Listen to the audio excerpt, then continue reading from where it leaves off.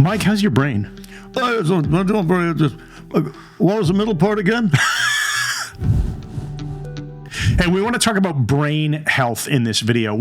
10 years ago or so, maybe 13 years ago, because our podcast has been around that long, we did an episode where you talked all about the different supplements and things to keep your brain healthy. Now, we have a new listener. Hello to Melissa out in Kentucky. And she asked, hey, I just started listening to the podcast, but these are like 10-year-old episodes. A decade ago, I'm listening to you guys from like Wayback Machine.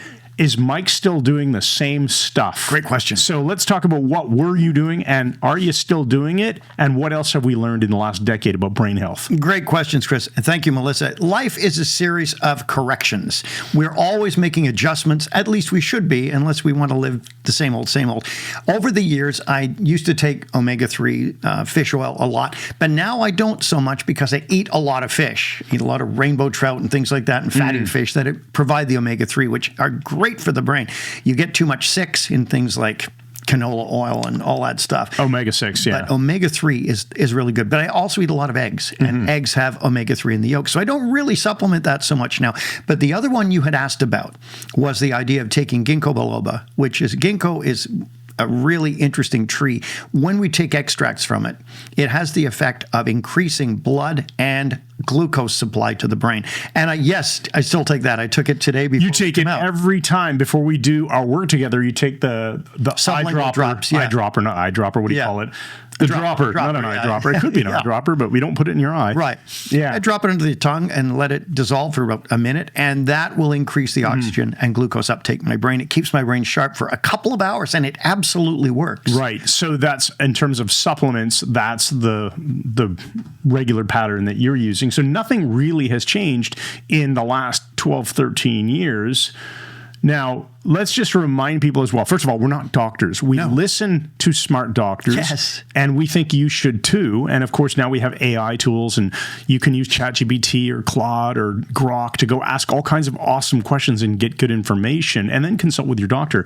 But use the tools that are out there that are available to make your life better. Let's talk about brain health, though, in terms of, so what else have you been doing consistently? Let's talk sleep, exercise, anti-inflammatory diet, and then maybe we can wrap up with the idea of brain health and type 3 diabetes, which is an interesting thing. All right, we'll get there. Let's talk about sleep for a minute, because my sleep quality has radically changed since October, because I would always sleep 8.5 hours a day. But you, my friend, got me taking creatine because I was getting muscle wasting, which is sarcopenia. I'm 72. So we lose muscles. If your upper arms start to look like linguine, you better do something about it. So what I did was I took the creatine supplements, pharmaceutical grade, every day, and that adds more, what does it work on? Mitochondria of the cells, the muscle cells. And it's interesting. It's typically viewed as a supplement for weightlifters, strength trainers, bodybuilders, whatever, creatine monohydrate. But the thing is, there's a ton of research about how it's good for the brain, too. And if you take more than the 5 grams a day, as I do, like 5 or 10, the excess goes into the brain. And you find that you are more awake. You feel alert, but not buzzy like with caffeine.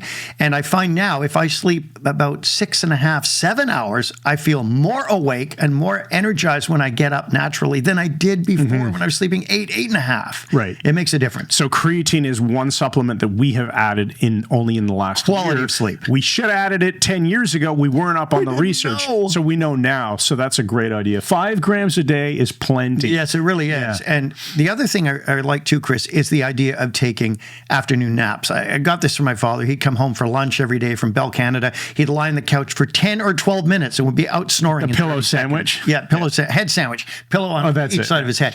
And he'd fall asleep and he'd be energized again. And I found I had the knack too. And so every afternoon, which is why now that we're in our studio, I have to be careful driving back up to our cabin because I get tired in the afternoon around 2 p.m., 1:30, 2 o'clock. If I, even in the car, put my head back, doze for 15, 20 minutes, bang, I'm totally energized. Not while driving. Here's why it's important though, not while driving, but afternoon naps stop brain shrinkage. They're really good for your brain. All right. And you can, of course, look all of this up on ChatGPT, we recommend you do. et cetera. Yeah, don't trust us. We're not the doctors, but we're paying attention to smart people and then living that stuff. Okay, Yeah. so creatine, sleep, same supplements as before with your ginkgo and all that stuff. One more thing I've added. Over the last couple of years, sublingual B12 spray. B12 is the energizing vitamin B. In fact, it's so powerful that even veterinary doctors, like my own doctor of veterinary medicine for our cat, Paul McCutcheon, told me they'd always get a cat or a dog that was ill, give it a shot of B12, and it will almost bring them back from death's door sometimes. So I started using this just under my tongue several times a week, a big hit, and I've noticed my energy level has greatly improved from that. Okay, that's interesting. I don't think you've ever told me that one. Now, the next one is dietary. Now, we have, for the last decade plus, we've been pretty consistent about low carbohydrate and low processed foods. It's not that we're against carbohydrates or anything like that. Right. Potatoes, anything that I just boil it down this way. If you wouldn't binge on it and just keep wanting to eat it on repeat, it's probably not an issue. So baked potato, not really a big issue. Sometimes mashed potatoes, because they're mixed with a lot of butter and milk and stuff, or French can fries, be the kind of thing you'll consume more of. Yeah, French fries chips. And potato chips,